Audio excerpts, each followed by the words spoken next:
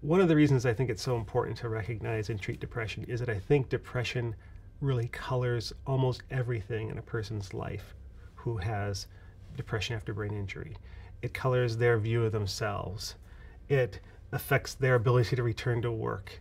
It affects their thinking abilities. Literally their cognitive abilities are worse. It affects how they relate to people.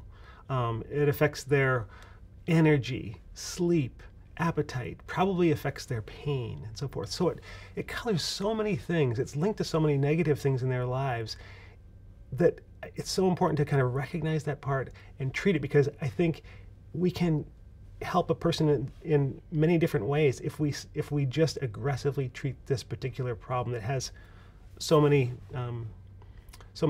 distant effects. So a really important reason for treating depression is that I think it has potential for affecting a person's overall recovery.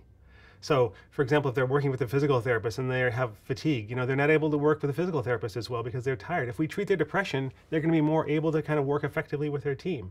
If they have cognitive problems, they can't pay attention, they can't follow, information very well, they lack concentration and so forth. Treating the depression could help them as well, could help them recover. And similarly, in a process of trying to go back to work or school, maybe the person feels hopeless. They don't really engage with the vocational rehabilitation counselor. If we treat the depression, maybe they're going to be more hopeful and invigorated and positive about returning to work. And so, for lots of different reasons, we think that depression could really negatively impact a person's overall recovery, and that treating depression could help improve their recovery overall.